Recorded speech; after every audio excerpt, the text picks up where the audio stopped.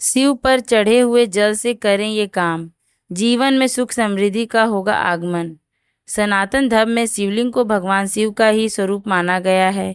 माना जाता है कि शिवलिंग पर जल अर्पित करने मात्र से शिव जी प्रसन्न हो जाते हैं और अपने भक्त की हर मनोकामना पूरी करते हैं।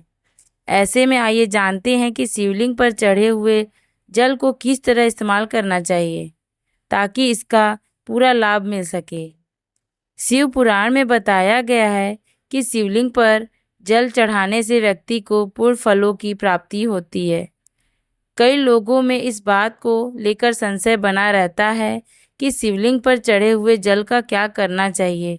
चलिए जानते हैं कि इस विषय में शिव पुराण क्या कहता है। जल पीना शुभ या अशुभ? शिवलिंग पर चढ़े हुए जल को चरणामृत के समान माना जाता है। ऐसे में आप इस जल को आप प्रसाद के रूप में ग्रहण कर सकते हैं। इसका वर्णन शिव पुराण के 22 अध्याय के 18 श्लोक में भी मिलता है, जिसके अनुसार शिवलिंग का जल पीने से व्यक्ति को कई प्रकार के रोगों से मुक्ति मिलती है। करें ये काम। शिवलिंग पर चढ़ाए गए जल को कभी भी फेंकना नहीं चाहिए।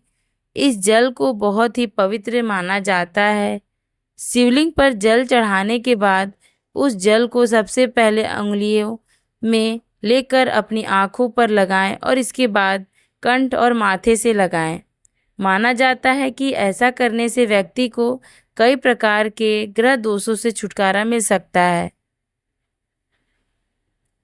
रखें इस बात का ध्यान रखें कि हमेशा उत्तर दिशा की ओर मुख करके ही शिवलिंग पर जल अर्पित करें।